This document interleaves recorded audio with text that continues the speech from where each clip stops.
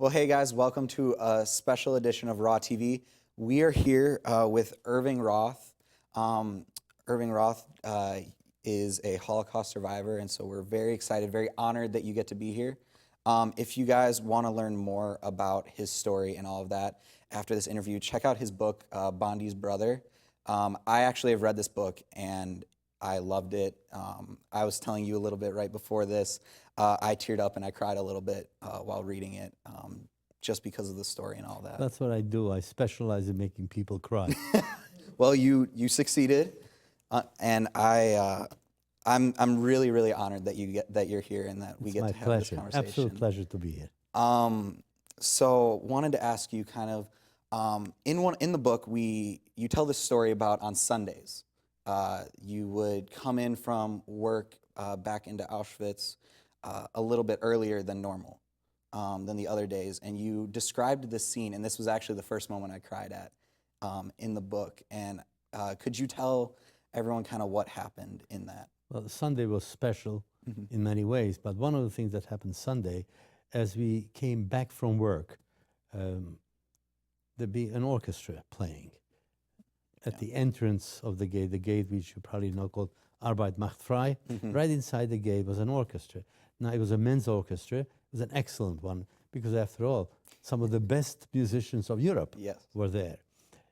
And that was quite nice for most people. It was especially nice for my brother, who really, his two passions in life were studying Talmud, the law, Jewish law in particular. The other passion was playing a violin. And as he would walk, and we all walked 5 abreast, and you're supposed to keep your eyes where you're going and all that. And I could almost feel that his head is turning and almost staying there to continue listening to the music. Yeah, you describe a moment where his fingers were moving as if he were playing the violin. Yes. And you actually tried playing the violin, correct? Yes. Yeah. That was a fun moment because there was the gypsy man, right, who came trying to teach you, and that didn't go over too well. No. It actually was my violin.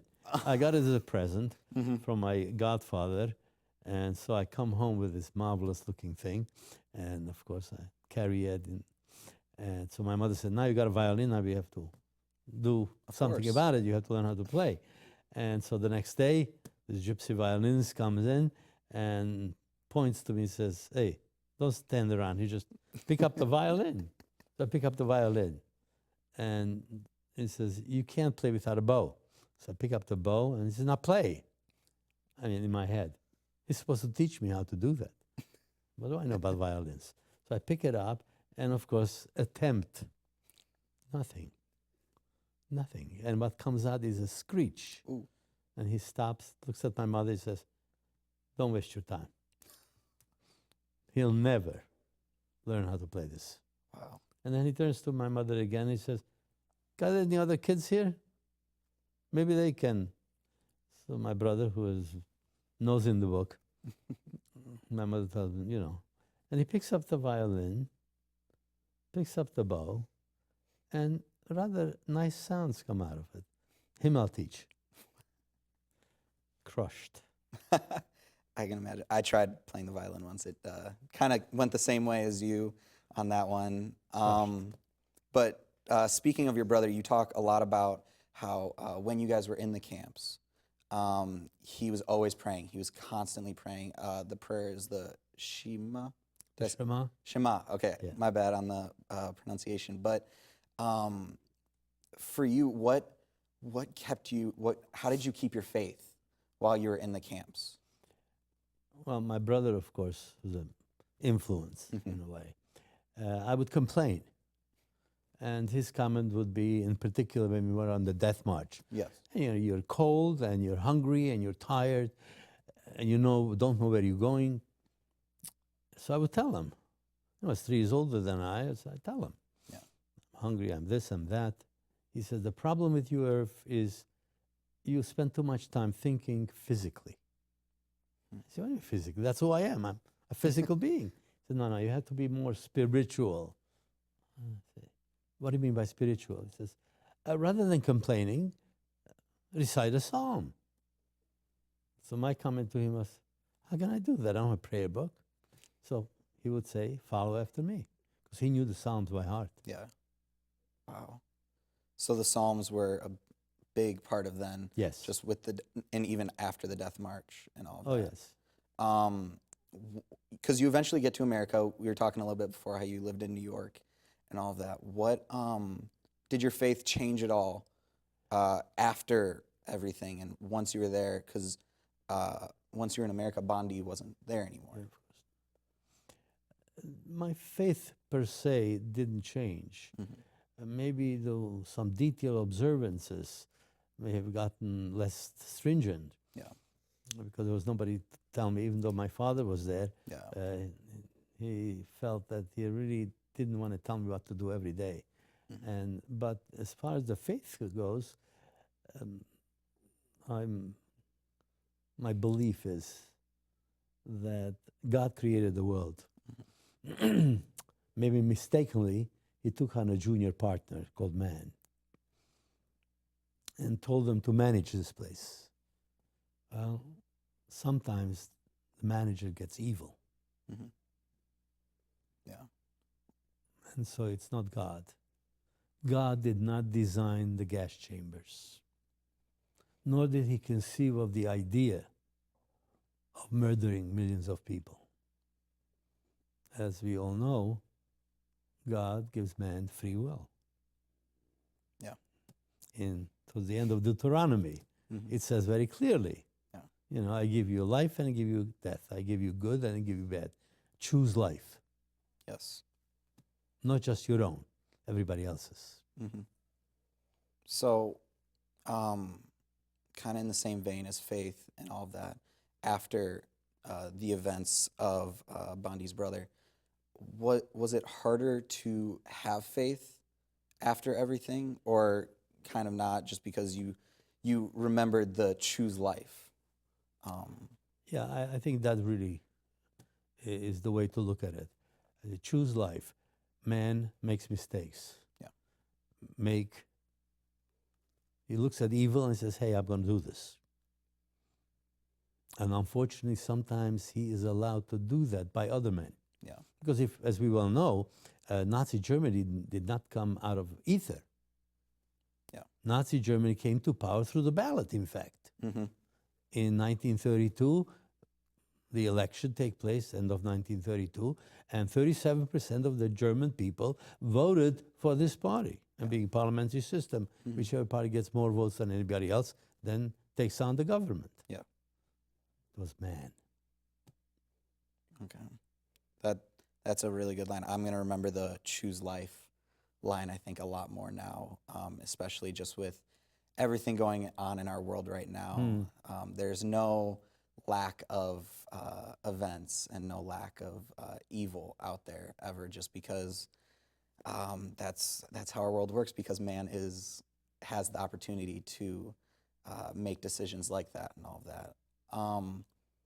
One final question: what for anyone who has read the book, anyone who hasn't read the book, what is something that you hope anyone who hears this interview or anything, they take away from your story? What's that kind of the wisdom, that line or anything? I'm not sure it's wisdom, but what I would like them to take away is understand what happened and how it happened.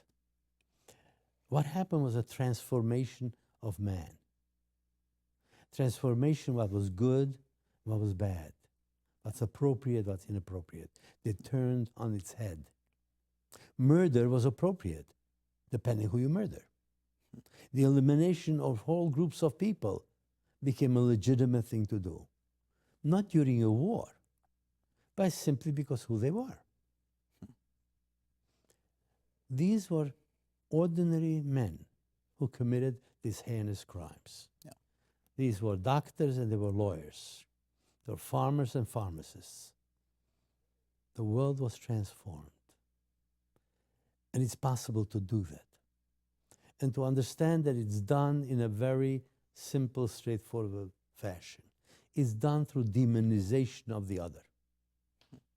All you have to do is demonize a person or a group of people, assign characteristics to them that are abhorrent, or we may think they're great, but they think it's abhorrent. In fact, in one of the speeches, Adolf Hitler points out that one of the basic problems with the Jews is the fact that there's all those crazy do's and don'ts. What do you mean, you shall not kill? That's ridiculous. You shall not kill an Aryan because he's better, he's superior, he should be the leader. Him you can't. But people who do not contribute, or people who are evil, people who created all these problems, the people who somehow by magic lost the war for Germany, the Jews, oh, it's perfectly okay. So to remember the fact that A, it doesn't take much time or effort to transform humanity. What's good today can become evil tomorrow. Wow. If we go away from the fundamentals of what we call the Judeo-Christian ethic, if we go away from that and take the basic principle of the Bible in terms of behavior and throw it into the ash can, evil becomes good. Wow. Wow, thank you for that. I think that's something, again, kind of just in light of everything that's happening in our world, with it being an election year and just everything, because we're all getting a little bit older. Anyone who's watching the show is either already able to vote or is about to be able to vote. So that's a very important message, I think. One, again, I wish I had a notepad right here because I would have been just taking notes about everything that you said. Thank you so much. I know I can't say it enough, but thank you for being here. Again, guys, if you haven't checked it out yet, check out the book Bondi's Brother. You're not going to be disappointed at all. I've said it once before already, but I cried multiple times in this. It is a beautiful story, and it's a true story, and a story that everyone needs to know. So you can get it on Amazon. That's how I got it. Make sure that you check it out there. Irving, Mr. Roth, thank you so much once again for being here. Guys, thank you again for coming in. I hope you enjoyed, and we will be right back with more Raw TV.